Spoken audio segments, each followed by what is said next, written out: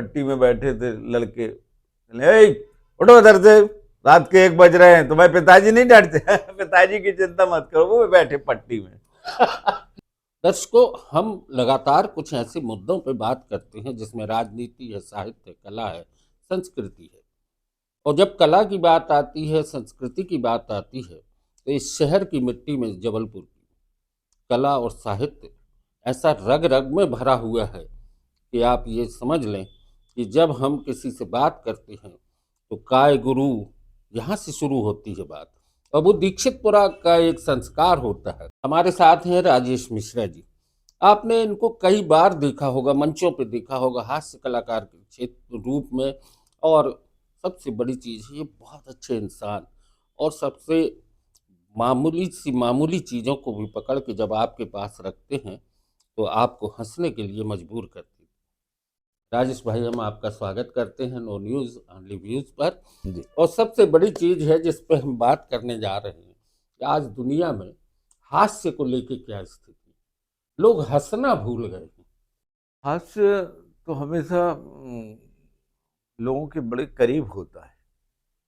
जिस प्रकार से परछाई आपके साथ चलती है, वैसा हास्य आपके स्वभाव में, जिस प्रकार से क्रोध, दुख और उसी प्रकार से हास्य भी होता है हर व्यक्ति के अंदर। किंतु व्यक्ति उसको भूलता तो जा रहा है, इसमें दो मत नहीं है। कि जो खुल के हंसता था मंच पे, तो हम लोग जब हंसाते हैं तो लोग हंस लेते हैं, खुल के हंस लेते हैं, बहुत ठहाके लग जाते हैं।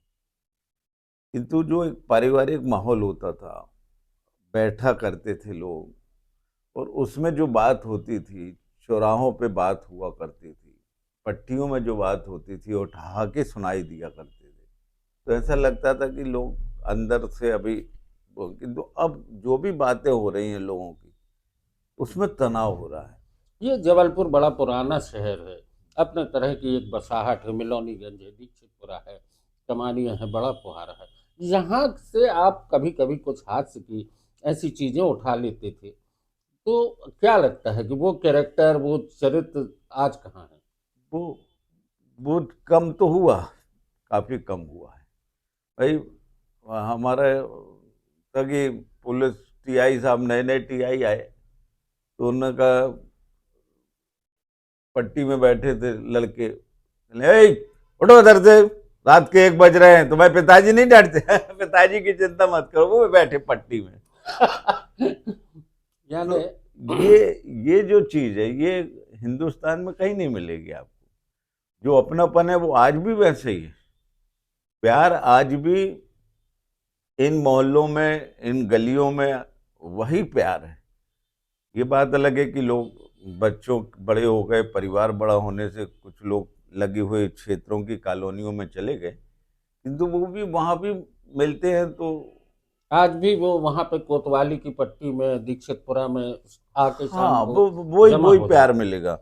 और जो लोग वहाँ से बाहर भी चले गए हैं कॉलोनियों में, तो वो भी उसी प्रकार से सवाल लगाएंगे, वो वैसे ही मिलेंगे, और वो छोड़ मतलब छेड़ने की कोशिश करेंगे कि अपन कुछ ऐसा बोल दो तुझे कुछ सुना दे। जैसे कभी बाहर रहें आप, पूना में, बेंगलोर में, तो कौन सी आवाज़ आपको बता देती है कि ये जबलपुर का है? जबलपुर का जो व्यक्तित्व है और व्यक्ति है, वो दुनिया में कहीं भी चला जाए, वो अपने आप समझ में आ जाएगा। वो उसकी एक बड़ी गजब की स्टाइल है कि जैसे मुंबई में हम आने जाना हो रहा है बेटे के पास, तो वो ऐसे आके खड़े हो जाएगा, "काहे गुरु, पहचान नहीं रहे?" ये जो है, ये प्यार, ये ये अद्भुत है। ये एक तरह की ये छोटी छोटी चीज़ें हैं, किसी शहर की अपनी पहचान, अपनी गंध और अपनी आवाज़ होती है। अब वो जबलपुर की आवाज़ है। राजेश भाई ने नाट्य आंदोलनों में भी जबलपुर में हिस्सा लिया है, एक लंबा समय चला था। तो उस समय जैसे दादा कुलकर्णी वगैरह भी थे। आज आप उन सबको याद तो करते होंगे। हमें, ये हमारा सौभाग्य था कि 77 में बमचक सबसे बड़ा प्रोग्राम हास्य बैंक का हुआ करता था स्टेडियम में, जिसके लिए टिकट के लिए और बैठने के लिए नगर निगम चौराहे तक लाइन लगती थी। उस कार्यक्रम में हमने 77 में भाग, हमारे सम्मानजनक हमको कुलकर्णी दादा नायकर भैया ने, रजनीकांत भैया ने, नायकर भैया तो बचपन से हमारे ऐसे पारिवारिक संबंध थे कि उनका सत्संग हमेशा मिला। कुलकर्णी दादा हमारे बाद में घर के पास में ही आ गए। तो सबसे बड़ी बात ये थी कि इन लोगों का साथ भी हमको मिला और प्यार भी मिला। जो एक होता है कि कोई नए लोगों को मौका नहीं मिलने की, ये भावना जबलपुर में नहीं है। हमें व्यक्तिगत जो प्यार मिला उसका हम अनुभव बता रहे हैं आपको कि हमें भरपूर प्यार मिला। तो उनकी यादें तो हमेशा रहेंगी। उसमें ये डॉक्टर बने हुए थे नायकर भैया, कुलकर्णी दादा और नायकर जी अपने कंपाउंडर थे, और हमको मिर्गी आ रही थी, चप्पल हम पहने और अपना करते मंच पे, पब्लिक, पूरा स्टेडियम, तो ये कार्यक्रम हुआ करते थे। आपने पॉलिडोर ऑर्केस्ट्रा भी चलाई। आज ऑर्केस्ट्रा की स्थितियाँ क्या हैं? ऑर्केस्ट्रा में, पॉलीडोर ऑर्केस्ट्रा हमारे स्वर्गीय प्रदीप दुबे जी और हम लोगों की एक सोच थी, और उनने ये नाम खोज के निकाला पॉलीडोर, और बड़ा प्यार से हम लोगों ने चलाया। सभी, जो भी पेमेंट मिला करता था कलाकारों में बढ़ता था। उस समय 50 रुपये एक कलाकार को मिलता था, और हम लोगों को सो, यानी हम और प्रदीप भैया का पेमेंट डबल होता था, बाकी का सिंगल सिंगल होता था। जो भी 10,000 मिला तो ये सब खर्चे कट गए, बाकी का ये पेमेंट हो गया। तो पॉलीडोर तो आज भी उसी स्थिति में है। पॉलीडोर ने बहुत सोच समझ के हर चीज़ का वो किया, जिसका फ़ायदा नगर के नए कलाकारों को मिल रहा है, नए बैनर को मिल रहा है। जब डीजे आया तो पॉलीडोर ने लाइव डीजे चालू किया कि आपको ऑर्केस्ट्रा प्रस्तुति करेगी, और आपका परिवार को अगर मस्ती करना है तो मस्ती करेंगे। तो फिर गरबा चालू कराया। आज शहर में हर जगह गरबा हो रहा है, ये पॉलीडोर की देन है। और आज ऑर्केस्ट्रा पॉलीडोर को चाहने वाले और उनको उसको सुनने वाले आज भी वैसे ही लोग हैं। राजेश भाई, आपने तो शहर देश के कई हिस्सों में प्रोग्राम दिए हैं, अलग अलग जगहों पे। सबसे ज़्यादा आपका कौन सा एक वो था जिसको लोगों ने काफ़ी पसंद किया? अब देखिए, समय बहुत बदल गया है। पुलिस को लेके जितना जो हमने सुनाया हिंदुस्तान में किसी ने नहीं सुनाया। और उस समय पुलिस के जो अधिकारी टीआई आज भी बहुत दमदार हैं, क्योंकि अभी भी हमको शहर में रात बिरात निकलना है। और ये नहीं कह रहे कि आज कमज़ोर है, किंतु उस समय जो नाम हुआ करते थे, स्वर्गीय जग्गी साहब हो गए, आरसी तिवारी साहब हो गए, इनके नाम ऐसे होते थे कि इनको देख के लोगों को लगता था कि अरे भैया अब आए कोई अधिकारी। इनकी उपस्थिति में जब हम पुलिस पे व्यंग्य करते थे, पुलिस को बहुत वो सुनाते थे, तो ये लोग हंसते भी थे, मज़ा लेते थे। तो हमारा पुलिस का लेके बहुत हिट आइटम चला। उसके बाद हमारे जो भी आइटम रहे हैं वो ऑब्जर्वेशन के थे कि मौके पे क्या चल रहा है। शादी का अगर माहौल है तो अब जैसे शादी में हल्दी हो रही है, तो हल्दी कैसी हो रही है।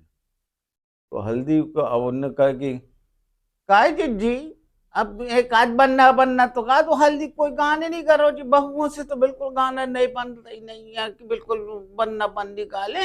अब कछु नहीं, अब हमसे ना कछु बोलवाओ। ए भौजी, ऐसे तो आओ तो बैठो, हल्दी से पीली ततैया मोरी भौजी, ऐसे काट बन्ना गा दो भौजी। तो अब ये जो माहौल होता था, इसको हम लोग पकड़ते और सुनाते, और लोगों को लगता कि हाँ ये तो यार।